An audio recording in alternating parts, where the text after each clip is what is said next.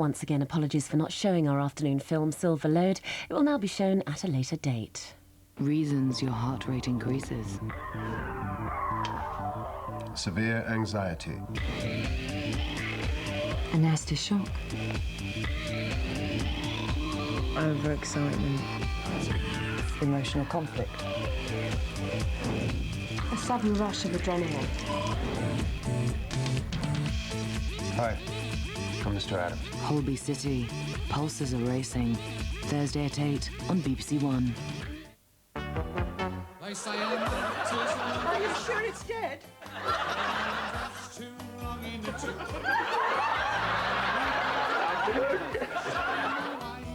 It's true, I've seen better days, but give me half a chance and I can still misbehave. One foot in the grave. The relief! 1 foot in the grave. I don't believe it! The final series starts next Monday at 9 on BBC One.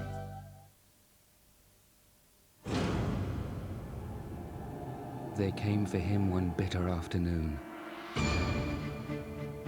The priest, Thomas Becket, you are no longer under the king's protection. who trusted his king, Here I am, no traitor to the king.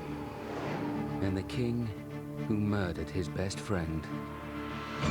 The turning points of British history in one unique series. Simon Sharma's A History of Britain continues Wednesday at 9:30 on BBC Two.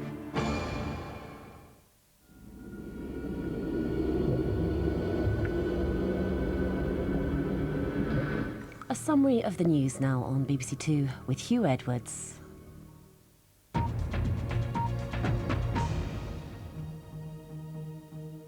Good afternoon. The Conservative leader, William Hague, has admitted the party will have to rethink its policy on drugs. It follows widespread criticism of the policy announced by Shadow Home Secretary Anne Widdecombe. She promised zero tolerance for people using cannabis. Since then, 7 of her Shadow Cabinet colleagues have owned up to smoking cannabis when they were younger. The Tories had rolled out a new drugs policy. Trouble was, they didn't all want to inhale. And today, William Hague had to explain whether or not his party really wanted a policy of zero tolerance. Some Shadow Cabinet members arriving at Tory headquarters had admitted smoking cannabis in their youth. Others are instinctively in favour of relaxing a law many people choose to ignore. Today, the Tory leader gave the new line. What started as firm policy was now a basis for consultation. Let's see if anybody has any better ideas. Let's go out to the police officers, to the teachers, to the parents, to drug rehabilitation workers, and have a further consultation, discussion, debate. Let's have an honest debate about this in this country. Today's headlines are grim for the Tories. The party says it's sticking to a tough line, but the phrase zero tolerance seems to have gone, just for the moment, out of fashion. At a time when the use of cannabis has become more widespread and more people are more tolerant of soft drugs, the Tory party has opened up an important debate. But that wasn't exactly what they had in mind. As one Tory official put it, these squalls, these storms come along from time to time. Maybe so, but Anne Widdecombe, the star of the party, has caught something of a cold. And the Tory party didn't need this controversy, as they were starting something of a fight back. Within the past hour, European foreign ministers have decided to scrap some of the sanctions imposed on Yugoslavia. They include a ban on oil exports and flights between the EU and Yugoslavia. But some sanctions, which specifically targeted the former president, Slobodan Milosevic, and his associates, will stay in place. The Foreign Secretary, Robin Cook, said that today's action would start to bring down the barriers between the European Union and the Serbian people, but he said they still had a duty to hand over Mr. Milosevic. There must be no question. Milosevic has to be held to account for his crimes. There's no doubt that is something we'll be looking for from the new leadership in Serbia and from the Serb people. And how fast and how far we can travel on the path together towards reconstructing Serbia will depend on their meeting their obligations. The trial of the men accused of the Lockerbie bombing has been adjourned after the prosecution said it had received new information by a foreign government. The 2 Libyans are being tried in a Scottish court that's sitting in the Netherlands. They deny killing 270 people by placing a bomb on the airliner which blew up over the town of Lockerbie. There's been renewed shooting in the West Bank just a few hours before the Israeli deadline runs out for an end to Palestinian attacks. The UN Secretary-General Kofi Annan is due in Israel this afternoon to try to help solve the crisis. Nearly 90 people have died in the violence of the past fortnight. As the clock ticks away, there's no ceasefire in sight. Last night, Israeli soldiers and Palestinian gunmen exchanged fire in the heart of Hebron. Such nighttime gun battles are becoming commonplace. In Ramallah, another funeral and another focus for Palestinian anger. Israel says it's up to the Palestinians to stop the violence, but the Palestinians accuse Israel of using excessive force. The level of violence is generally lower, but the death toll is still rising. Along the Lebanese border, Israeli forces remain on high alert.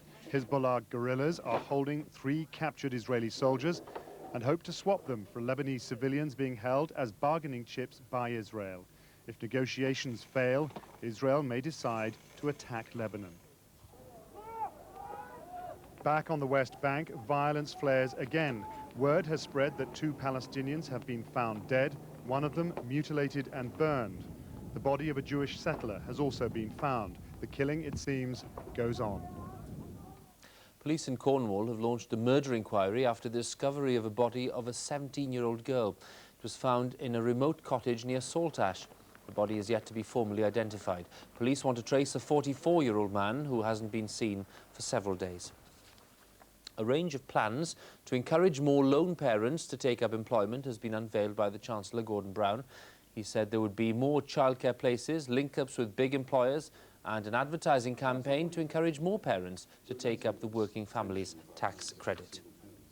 Railtrack has announced it's missed its performance targets for the 2nd year running.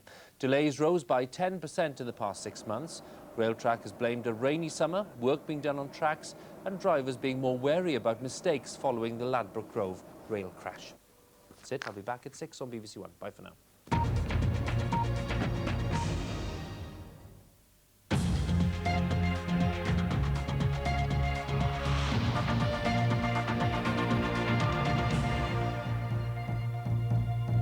Good afternoon. Now the Midlands news with Robin Cayley and me, Catherine Mackey.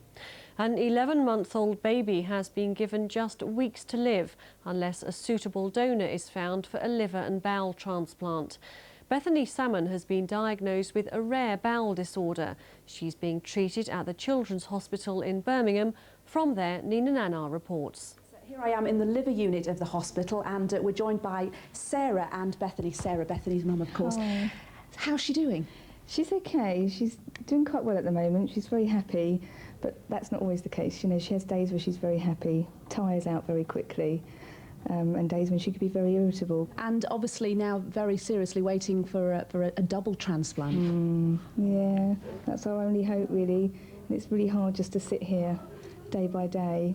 You know, she's happy at the moment, but that will change. She's got some weeks left. I mean, it's very hard to say how many, but we have got some weeks left, and that's why I want the appeal to be done now, so that we've got a bit of time to find someone that may find it, you know, in their hearts to be able to help us, although they're going through such a, you know, horrific time themselves. Thank you very much indeed. And if you would like more information on organ donation, there's a number to call, which is 0845 60 60 400 from the Children's Hospital. Back to the studio. Detectives from 3 police forces have joined together to search for a gunman who robbed a village post office near Chester and hijacked a succession of cars. Cheshire Police are joining West Midlands and West Mercia forces in the hunt. They're warning the public the man is dangerous and he's not to be approached. A man who spent 23 years in jail maintaining he was innocent of murdering a former girlfriend has died. Harold Williams, who was 68 and from Hereford, was jailed for life for the murder of Sheila Davis. Williams refused parole 12 years ago in order to continue the fight to clear his name. The Criminal Cases Review Commission referred his case to the Court of Appeal in August. A motorist who knocked down 2 young children as they crossed a road and then drove off has been jailed for 4 months. Robert Evans from Hereford admitted failing to stop and failing to report the accident last October. Laura Jones, who's 5, and her 7-year-old brother Robert were both seriously injured in the crash. Today, a judge at Worcester Crown Court said it was unforgivable that Evans hadn't stopped and reported the accident. That's all for now. I'll be back with Nick Owen for Midlands today at 6:30 on BBC One. Join us then if you can. Bye-bye.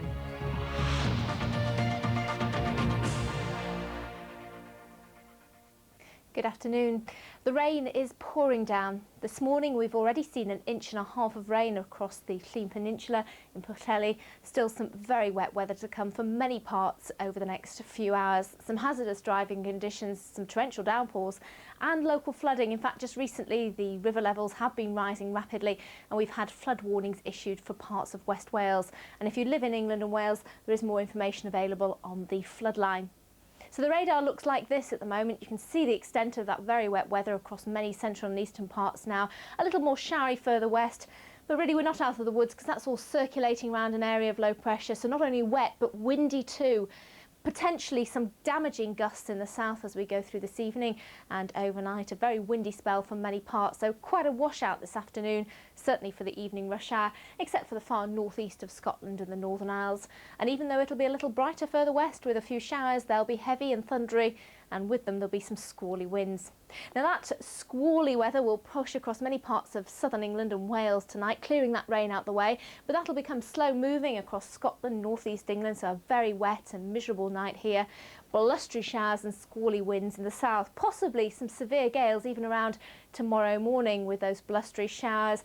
Wet in the north and the east, the showers giving way to yet more rain in the south late in the day, so temperatures really are going to be fairly academic. That's the forecast. Kitty's out to impress. I'm not apologising. Kitty's one of the best teachers I've come across. And she's making a lasting impression. Whatever it is, I won't be shocked. Got involved with a pupil. New term, new challenges, new series. Don't mind doing it for the kids. Hope and Glory continues Thursday at 9:30 on BBC One.